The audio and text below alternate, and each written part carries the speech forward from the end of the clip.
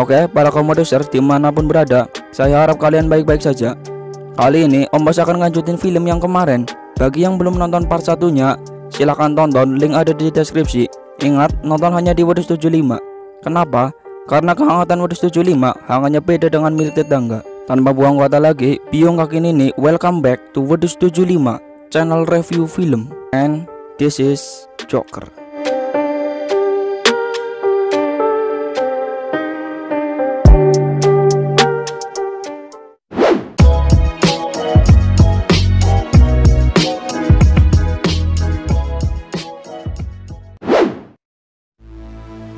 Setelah Arthur mengetahui kalau dirinya anak dari Thomas Wayne, keesokan harinya Arthur langsung menuju ke rumah Thomas Wayne. Setibanya Arthur di gerbang rumah Thomas Wayne, dia bertemu dengan anak Thomas Wayne, yaitu Bruce Wayne, yang kelak ia akan menjadi rival dari Joker alias si Batman.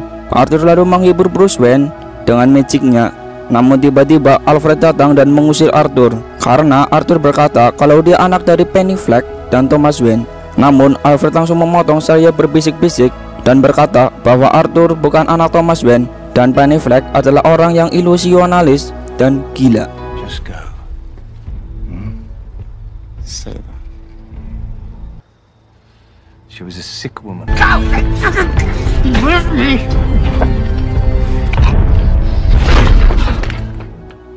Lanjut, saat Arthur tiba di rumah, ia melihat ibunya sedang digotong ke rumah sakit karena penyakitnya semakin parah. Saat di rumah sakit, Arthur didatangi dua orang detektif, yaitu Bart dan Garrity, yang mencoba untuk menginterogasi Arthur tentang pembunuhan di kereta kemarin. Karena di kereta itu hanya ada satu badut, yaitu Arthur, dan hanya Arthur saja badut yang ketahuan membawa pistol. Yeah. I mean, what do you think?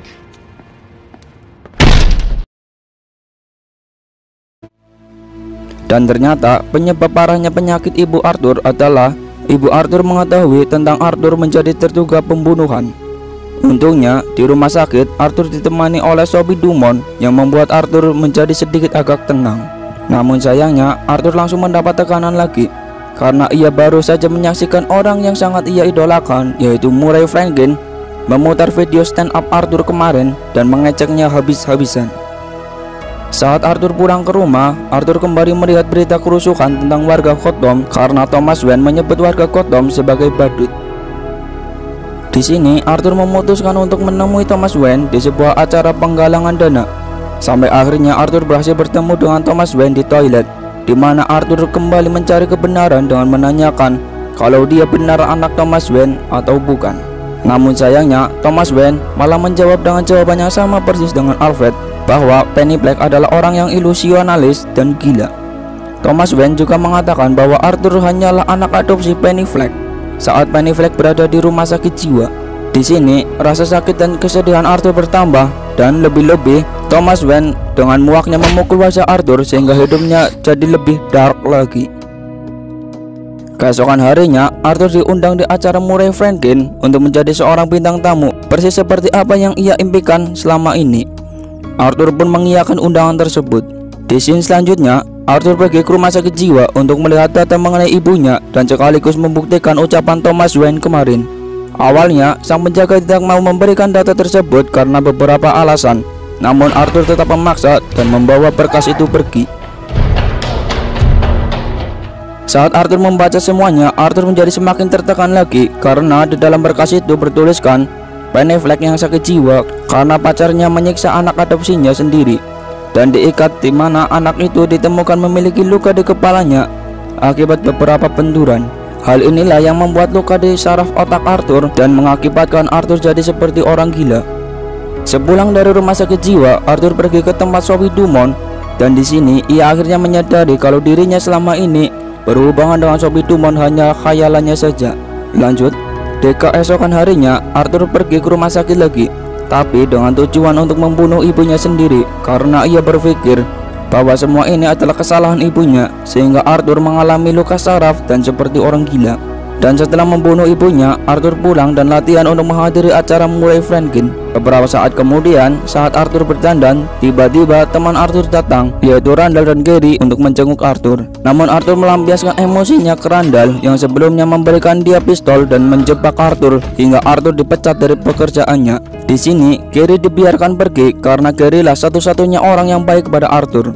Arthur akhirnya menjadi pribadi yang sangat berbeda dari awalnya, di mana ia sekarang percaya kepada dirinya sendiri dan menjadi merdeka tanpa memikirkan omongan orang lain. Lalu saat ia menuruni tangga dengan berpenampilan badut dengan menggunakan jas merah, Arthur menari dengan bebasnya tanpa memikirkan semua beban hidupnya. Dan disinilah Arthur berubah 180 derajat menjadi Joker. Namun tiba-tiba detektif Gord dan Gertie muncul dari belakang dan mengejar-ngejarnya hingga sampai di dalam kereta.